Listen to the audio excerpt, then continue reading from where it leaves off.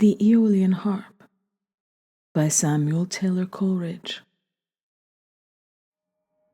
My pensive Sara, thy soft cheek reclined thus on mine arm, most soothing sweet it is to sit beside our cot o'ergrown with white-flowered jasmin and the broad-leaved myrtle. Neat emblems they of innocence and love. And watch the clouds, that late were rich with light, slow saddening round, and mark the star of eve, serenely brilliant. Such would wisdom be, shine opposite.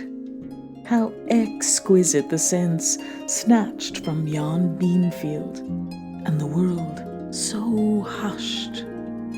The stilly murmur of the distant sea tells us of silence, and that simplest lute, placed lengthways in the clasping casement, hark, how by the desultory breeze caressed, like some coy maid half yielding to her lover, it pours such sweet upbraiding as must needs tempt to repeat the wrong.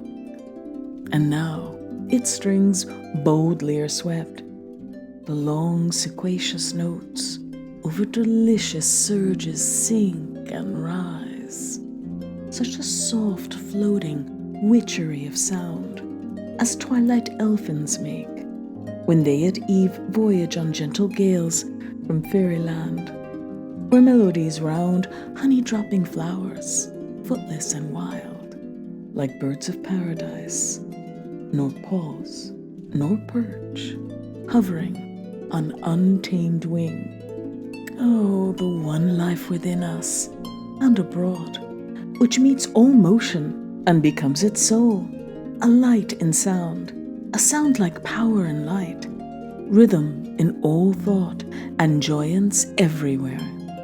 Methinks it should have been impossible not to love all things in a world so filled, where the breeze warbles, and the mute, still air is music slumbering on her instrument.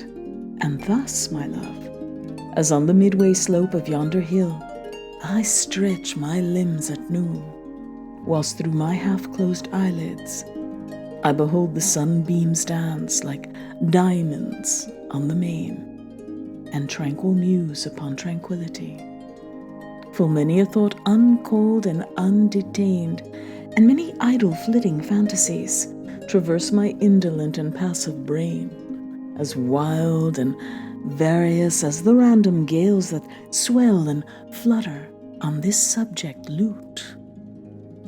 And what if all of animated nature be but organic harps, diversely framed, that tremble into thought, as o'er them sweeps plastic and vast one intellectual breeze, at once the soul of each and God of all. But thy more serious eye a mild reproof darts, O beloved woman, nor such thoughts deem an unhallowed dost thou not reject, and biddest me walk humbly with my God. Meek daughter, in the family of Christ, well hast thou said, and holily dispraised these shapings of the unregenerate mind. Bubbles that glitter as they rise and break on vain philosophies, I babbling spring. For never guiltless may I speak of him, the incomprehensible, save when with all I praise him, and with faith that inly feels, who with his saving mercies healed me, a sinful and most miserable man, wildered and dark, and gave me to possess peace, and this cot, and thee, heart-honored maid.